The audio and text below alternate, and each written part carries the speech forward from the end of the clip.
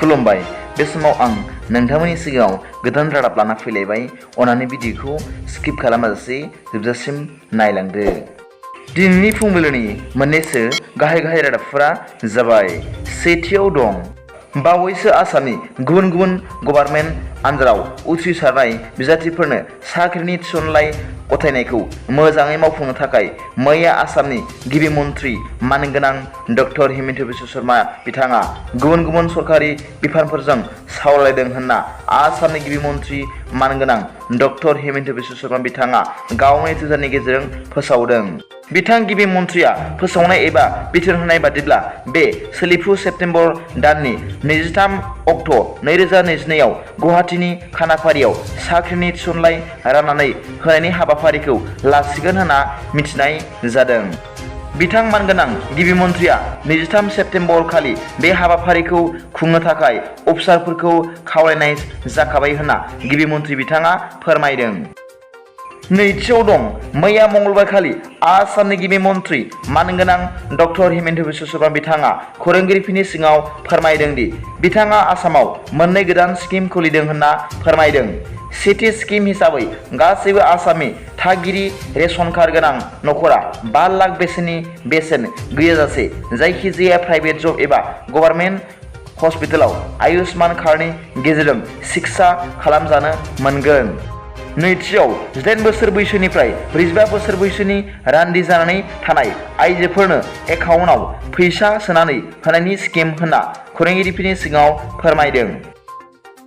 थामथियाव दं बिटिसि सरकारा ग्रेड 4 साख्रि थिसननांगौब्ला रायजो सरकारनि गनायथि लानांगौ होनना खौरां मोननाय जादों। मख'जाथावदि भारत संबिजिरनि 6 शेड्युलजों दाजानाय बिटिसि खुंथाया गावनो हारसिङै ग्रेड 4 साख्रि होनो हानायनि गोहो दङमोन। नाथाय दायो बिटिआर सुक्तिनि उनाव बिटिसिआव ग्रेड 4 आव साख्रि थिसननो रायजो सरकारनि गनायथि नांगौ। आथिखालाव बिटिसि सरकारा रायजो सरकारनि गनायथि गैयाब्ला बिटिसि ओनसोलाव ग्रेड 4 साख्रि होनो हाया।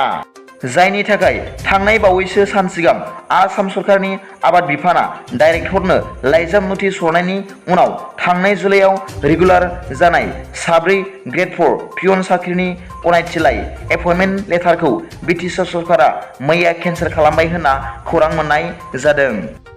ब्रैथियाव दं नखर दैदेननायाव हेफाजाब होनो थाखाय मैया रान्दि आइजोफोरनो 25,000 एककालीन रांखान्थि अनसुंथाइ होदों। मख'जाथावदि क'क्राझार जिल्लायावबो फिसाय गोमाजानाय रान्दि आइजोफोरनो इन्दिरा मेरि अराय रान्दि पेन्सन बिथांखिनि गेजेरजों एककालीन हिसाबै अनसुंथाइ होदों। आसामनि गिबि मन्थ्रि डक्टर हिमन्त बिश्व शर्माया मैया तेजपुरनिफ्राय दुलाराय आसामनि गासै जिल्लाफोरावनो रान्दि आइजोफोरनो एककालीन रांखान्थि अनसुंथाइ गथायनायखौ बेखेवना होनायनि उनाव क'क्राझार जिल्लानि सिङाव थानाय गुबुन गुबुन गामिनि सा 440 रान्दि आइजोफोरनो एककालीन रांखान्थि अनसुंथाइ गथायदों होनना रादाबनिफ्राय मिथिनो मोन्दों। टप फुंबिलिनि मोननैसो रादाबफोरा दा बेखिनियावनोमोन। सोरबाफोर आंनि चेनेलखौ दिनैसो गोदानै नायसनदोंब्ला अन्नानै साबस्क्राइब खालाम आरो बेल आइकनावबो थुनानै हो, जाहाथे आं गोदान निउस आपडेट लानानै फैब्ला नोंथांनियाव सिगांग्रो नटिफिकेसन सौहैयो। गाबोननि फुंबिलिनि रादाबाव नोंथांमोनखौ गोसो गोथारै बरायहरनाय जाबाय। गोजोन्थों।